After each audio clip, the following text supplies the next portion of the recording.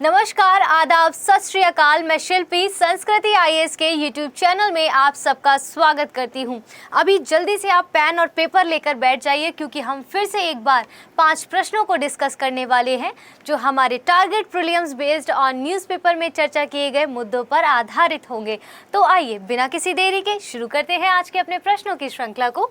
पहला प्रश्न कहता है कि कभी कभी सुर्खियों में रहने वाला शब्द एंडोसल्फान से संबंधित निम्नलिखित कथनों पर विचार करना है। आइए देखते हैं, विचार करते हैं। ये बेसल कन्वेंशन, ये जो शब्द है वो बेसल कन्वेंशन के अंतर्गत एक प्रतिबंधित कीटनाशक है। देखिए इस सेंटेंस में 2 चीजें दी गई हैं। कह रहा है कि एंडोसल्फान जो है वो बेसल कन्वेंशन के अंतर्गत एक प्रतिबंधित कीटनाशक है। ये तो पता चल गया कि भाई एंडोसल्फान क्या है, एक कीटनाशक है, पहली चीज पता चल गई। दूसरा कह रहा है कि इसके अंतर्गत इसको प्रतिबंधित किया गया था। तो देखिए यहाँ पर क्या चीज ध्यान रखनी है कि इसको प्रतिबंधित तो किया गया है इस कीटनाशक को, लेकिन बेसल कन्वेंशन के अंतर्गत नहीं किया गया था, बल्कि स्टॉकहोम कन्वेंशन के अंतर्गत इस कीटनाशक को प्रतिबंधित किया गया था। तो यहाँ पर ये कथन हमारा गलत हो जाता है।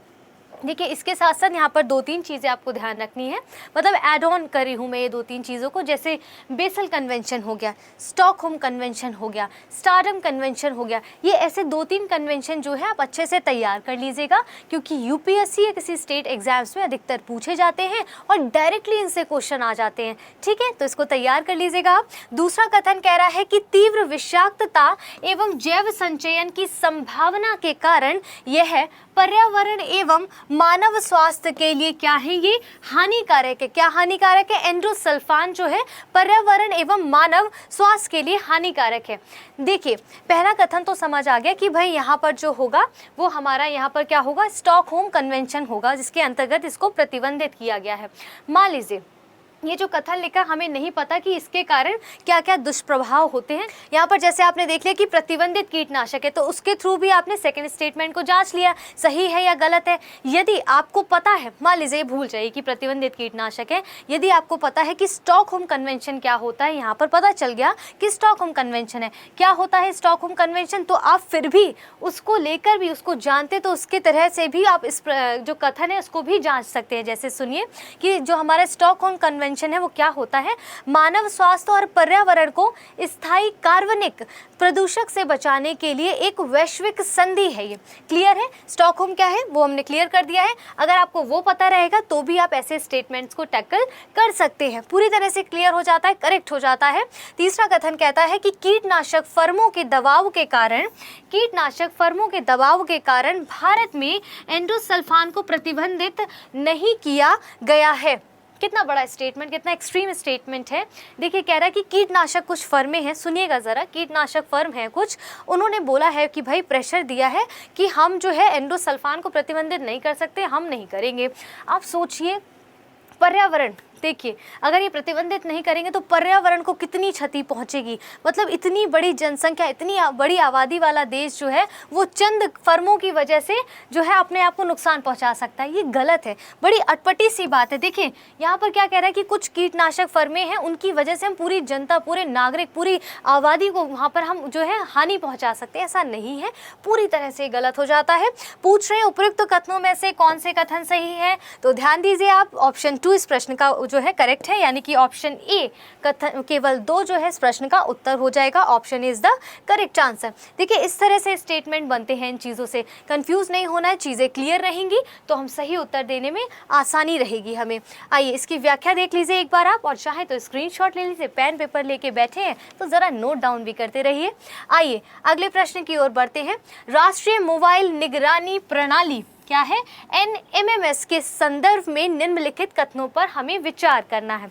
आइए देखते हैं क्या कहता है ये प्रश्न कि इसे इलेक्ट्रॉनिक और सूचना तकनीक मंत्रालय के द्वारा लॉन्च किया गया है। देखिए लॉन्च किया गया, ये तो हमें समझ आ गया। यहाँ पर मोबाइल और निगरानी प्रणाली की बात करा, इसका मतलब कहीं ना कहीं ये जो है इलेक्ट्रॉनिक तकनीक, कोई टेक्नोलॉजी की बात कर रहा है। हो सकता है इस मंत्रालय के अंतर्गत हो, लेकिन ऐसा नहीं है। क्यों, वो भी मैं अभी आपको बताऊंगी। देखिए ऐसे प्रश्न आते हैं जहाँ पर आपको घुमाया जाए, वहाँ पर हमें घूमना नहीं है, हमें थोड़ा सा ना कंफ्यूज नहीं होना है। क्यों, देखिए यहाँ पर जो इलेक्ट्रॉनिक और सूचना तकनीक मंत्रालय है, सिर्फ इसको ध्यान में रखकर ये करेक्ट मत कीजिएगा, ये पूरी तरह से गलत है। क्योंकि इसे क्या है, ग्रामीण ग्रामीण विकास मंत्रालय के द्वारा लॉन्च किया गया। किसके द्वारा? ग्रामीण विकास मंत्रालय के द्वारा। आइए समझते हैं ऐसा क्यों है। देखिए दूसरा कथन क्या कह रहा है कि महात्मा गांधी नरेगा यानी कि मनरेगा कार्यस्थलों पर श्रमिकों की वास्तविक समय उपस्थिति यानी कि रियल टाइम अटेंडेंस लेने की अनुमति देता है। ये जो प्रणाली है उसके संदर्भ में ये कहा गया है। यहाँ पर देखिए दो तीन चीज़ें हैं। ज़रूरी नहीं है कि आपने प्रश्न पढ़ा, पहला स्टेटमेंट पढ़ा और सोच लिया भाई नहीं आता या आता है। उस पहले स्टेटमेंट के आधार पर ही निर्धारित नहीं करिएगा कि इसका उत्तर क्या होगा। हमें सारे स्टेटमेंट्स पढ़ने होंगे, तो ज़रूरी नहीं वो नहीं आ रहा, आप दूसरा पढ़िए, दूसरे से हो सकता है पहला कथन क्लियर हो जाए। जैसे कि यहाँ पर यह मनरेगा की बात कर रहा है और यहाँ पर मैंने बताया कि ग्रामीण विकास मंत्रालय, तो ग्रामीण विकास मंत्रालय देखिए क्यों, क्योंकि यहाँ पर ग्रामीण के जो कार्यस्थल जो श्रमिक हैं, श्रमिकों के लिए मनरेगा किसके? ग्रामीण स्थल के श्रमिकों की बात करता है। ठीक है, तो यहाँ पर भी वही दिया गया है कि मनरेगा कार्यस्थलों पर श्रमिकों के वास्तविक समय उपस्थिति के लेने की अनुमति देता है। पूरी तरह से क्लियर है। तो इसी तरह से ऊपर नीचे स्टेटमेंट्स पढ़ते जाइए, आपस में लिंक करते जाइए, प्रश्न से उत्तर निकलता है तो बहुत अच्छी बात है। अदरवाइज उसके स्टेटमेंट्स को कनेक्ट करने की कोशिश करिए तो ये कथन हमारा यहाँ पर करेक्ट हो जाता है। अभी इसके बारे में पढ़ेंगे कि रियल टाइम अटेंडेंस में क्या ऐसा डिटेलिंग दी गई है, उसको भी पढ़ेंगे। पहले इस प्रश्न का उत्तर देख लेते हैं। कह रहा है कि उपरोक्त कथनों में से कौन से कथन सही है? तो आपके समक्ष है, इसमें केवल दो जो है इस प्रश्न का उत्तर हो जाएगा, ऑप्शन बी हो जाएगा। आइए अपनी व्याख्या की ओर थोड़ा सा बढ़ लेते हैं, थोड़ा सा और पढ़ लेते हैं।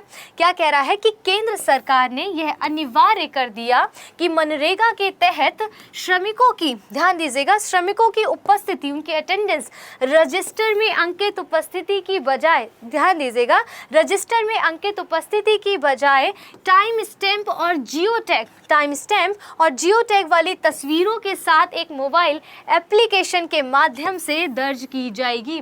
वेरी अपडेटेड तो देखिए ऐसे यहाँ पर कैसे हमने इसको लिंक किया, कैसे समझा, कैसे प्रश्न लेकर आए। इसी तरह से यूपीएससी भी प्रश्न बनाता है। यूपीएससी इतना अगर साधारण प्रश्नों को पूछने लगे तो फिर तो मज़ा ही आ गया, फिर बात ही क्या है। तो इस तरह से उलझाओ कुछ प्रश्नों को लाया जाएगा, कुछ कथनों को लाया जाएगा। हमें उलझना नहीं है, हमें अच्छे से अभ्यास करना है, अपनी सीरीज़ को निरंतर देखना है। तो इसीलिए अब चलिए हम आगे बढ़ते हैं, अपनी अभ्यास को कंटिन्यू बनाना भी तो है ना।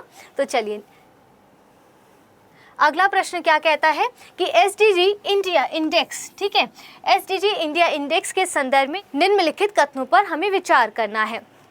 आइए देखिए, पहले कथनों को पढ़ने से पहले हम पहले प्रश्न को अच्छे से और पढ़ते हैं। एसडीजीज मतलब सस्टेनेबल डेवलपमेंट गोल्स की बात कर रहा है यहाँ पर, किसके संदर्भ में? इंडिया इंडेक्स के संदर्भ में। अब आते हैं एसडी पर, यानी कि सस्टेनेबल डेवलपमेंट, यानी कि सतत विकास क्या होता है।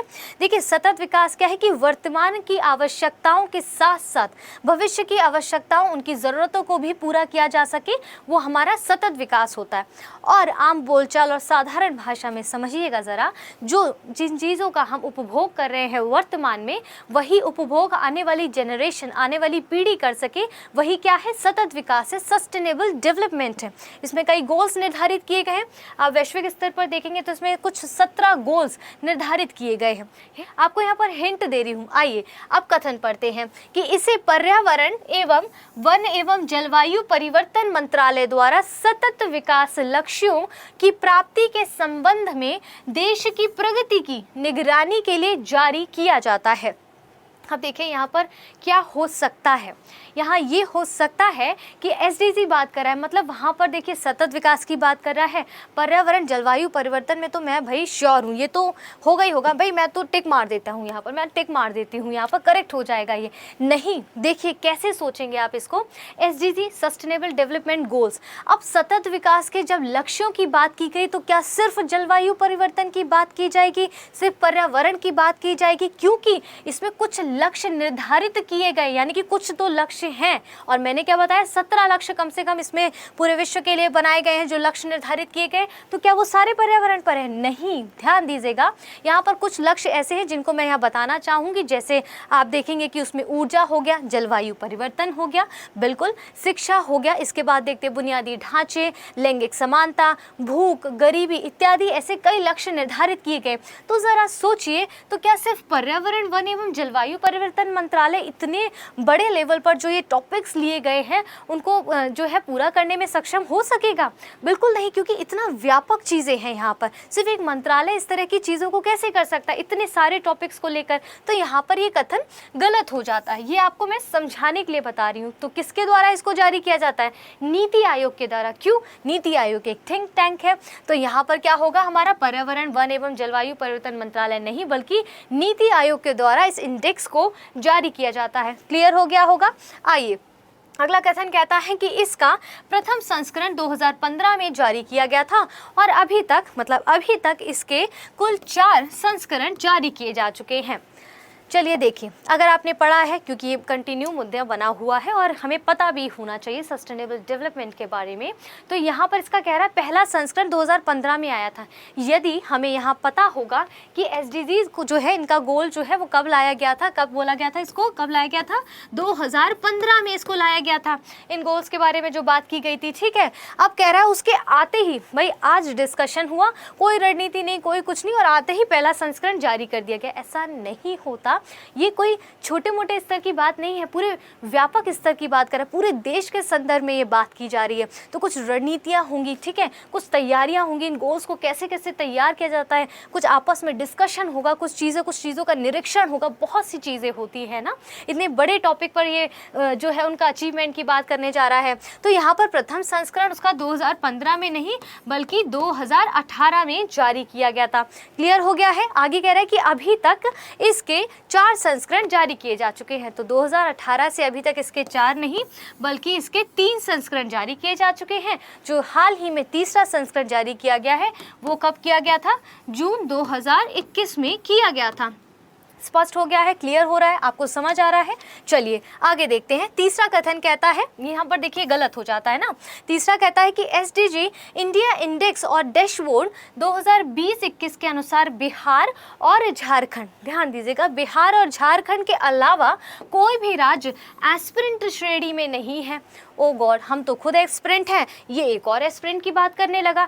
तो देखिए डरने की बात नहीं है। देखिए कुछ राज्य होते हैं, कुछ इसमें देखिए श्रेणियाँ होती हैं। 4 श्रेणियों में इसको विभाजित किया जाता है, जिसमें कुछ राज्यों को स्कोर के द्वारा बताया जाता है कि इनको इतना स्कोर दिया जाएगा, इनको इतना स्कोर दिया जाएगा, किस आधार पे कि उन्होंने कितने गोल्स को अचीव कर लिया है, इत्यादि चीज़ों का इसमें ध्यान रखा जाता है। यहाँ पर मैं आपको समझाने के लिए, एक हिंट देने के लिए, एक पूरा समराइज करके एक टॉपिक को अच्छे से समझ आ सके वो बताती हूँ। जैसे यहाँ पर 0 से लेके 100 तक जो है वो इनको स्कोर किया जाता है।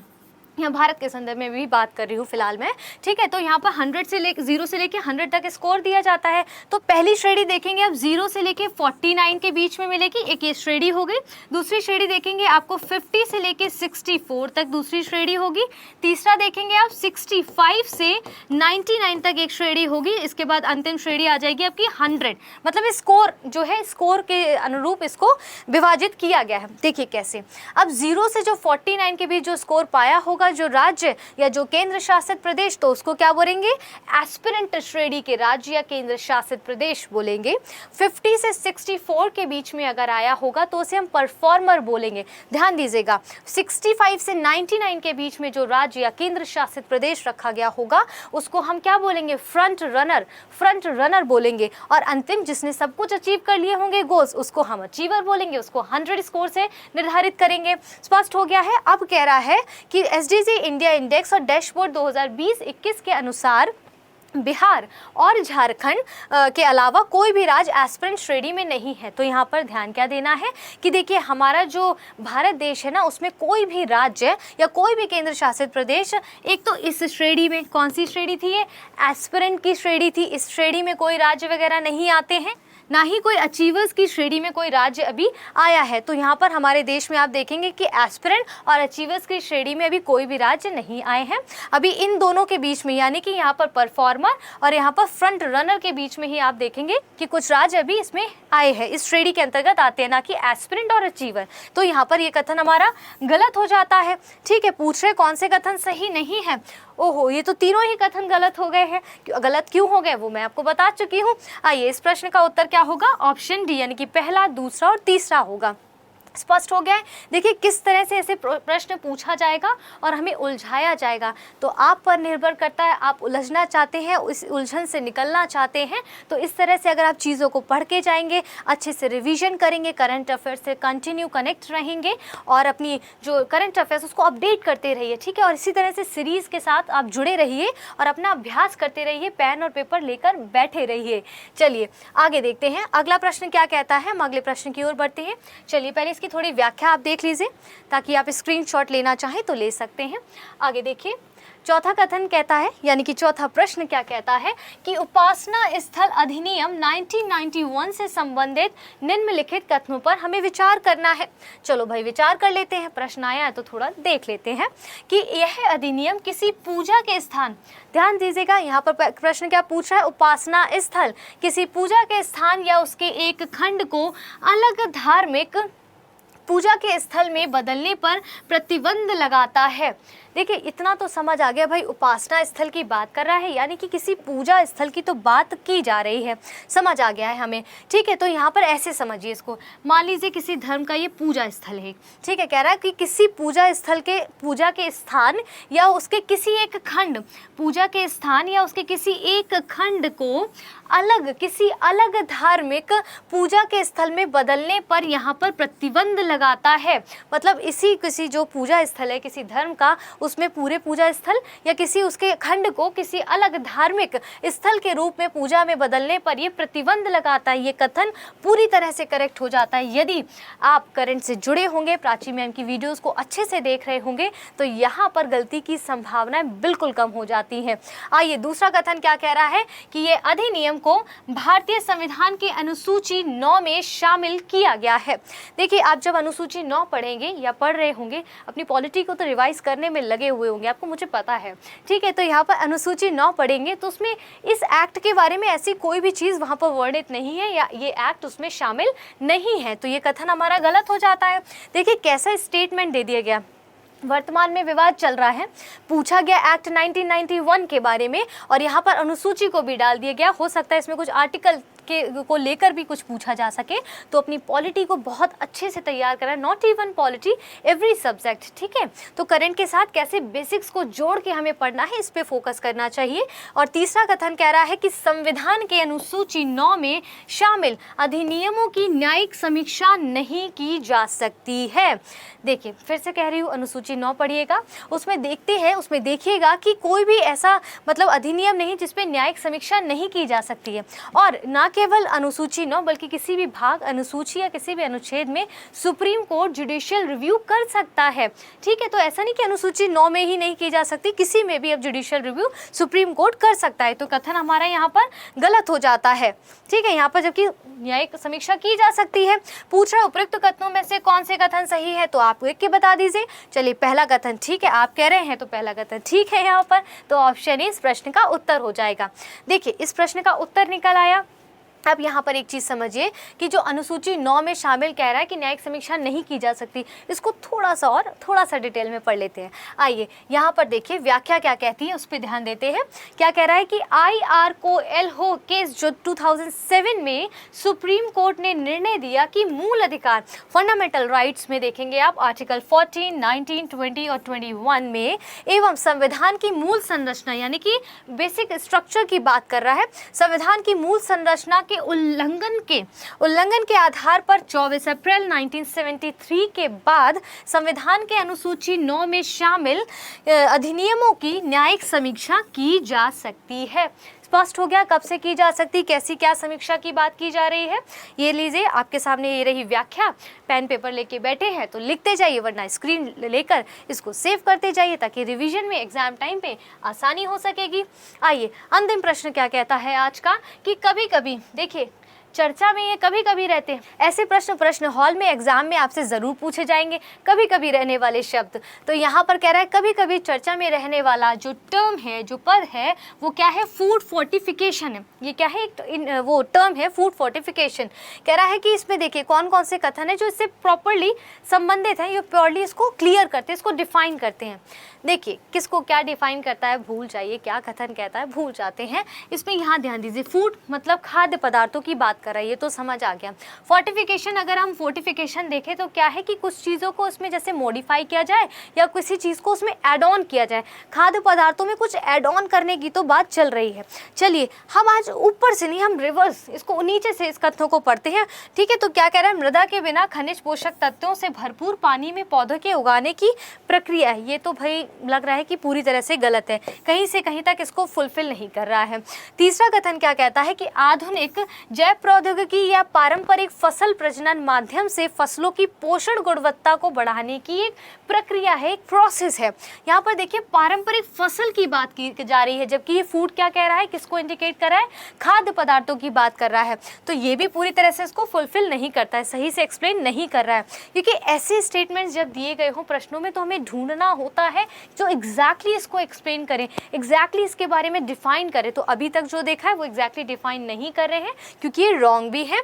तीसरा देखिए, जो दूसरा कथन है वो क्या कहता है कि अवशिष्ट खाद्य पदार्थों को मेथनॉल ईंधन में बदलने की प्रक्रिया है। अरे भाई मैं खाद्य पदार्थों की बात कर रही हूँ, ये कह रहे हैं कि मेथनॉल ईंधन में बदलने की प्रक्रिया है। ईंधन कहाँ से आ गया, ये गलत है। चलो भाई इसको भी हटा देते हैं यहाँ से। क्या बचता है, ऑप्शन ए बचता है। ठीक है भाई, चलो देख लेते हैं ऑप्शन ए क्या कहता है, किसको फुलफिल करता है या नहीं। कह रहा है कि खाद्य पदार्थों में एक या अधिक सूक्ष्म पोषक तत्वों को जोड़ने की प्रक्रिया है। ऐसा ही मैंने आपको ऊपर डिफाइन किया फूड फोर्टिफिकेशन के बारे में, तो पूरी तरह से करेक्ट है, इसको पूरी तरह से अच्छे से बता रहा है, परिभाषित कर रहा है इसके बारे में कि खाद्य पदार्थों में एक या अधिक सूक्ष्म पोषक तत्वों को जोड़ने की एक ये प्रोसेस है, प्रक्रिया है। देखिए ये प्रश्न यहाँ भी फूड फोर्टिफिकेशन आप न्यूज़ में सुन रहे होंगे, जैसे आप देखते होंगे कि जो हमारे जितने भी मिड डे मील हैं, इसमें जो बच्चों को जो आहार दिया जाता है, अगर स्पेशली उसमें कुछ चावल की बात करें तो उसमें कुछ ऐसे फूड फोर्टिफिकेशन के द्वारा ऐसे चीज़ों का इस्तेमाल किया जाता है कि सूक्ष्म पोषक तत्वों को उसमें और अधिक जोड़ा जा सके, ताकि किसी एक अनाज के थ्रू ही, एक जो उनको प्रेजेंट किया जा रहा है, जो भोजन में उनको जैसे चावल दिया जा रहा है, तो उसके थ्रू ही उनको बाकी के पोषक तत्व भी जो है वो मिलते रह सके। तो कह रहा है कि सूक्ष्म पोषक तत्वों को जोड़ने की, उसमें जोड़ने की प्रक्रिया की बात की गई। पूरी तरह से कथन करेक्ट है। तो देखिए इस तरह से आज आपके सारे प्रश्न यहाँ पर हो जाते हैं। ये रही इसकी व्याख्या और बाकी का अंत यहाँ पर हम करते हैं इस वीडियो का। और आप सबसे यहाँ पर मैं गुड बाय कहना चाहूँगी, लेकिन इसी के साथ आप अपना ध्यान रखिए। मैं बार बार कहती हूँ अपना ध्यान रखिए, अपनी तैयारी को दिन प्रतिदिन मजबूत करते रहिए, खुद में जोश रखिए कि नहीं भाई हमसे ही होगा, किसी से हो ना हो, हमसे तो ये एग्ज़ाम क्लियर होगा ही होगा। इसी तरह से निरंतर हमारे चैनल पर बने रहिए, अपना प्यार और सहयोग हमें देते रहिए, अपना सुझाव हमारे कमेंट्स में थोड़े से करते रहिए, जो भी प्रश्न हम आपसे पूछते हैं उसके उत्तर देते रहिए। इसी के साथ जय हिंद, जय भारत।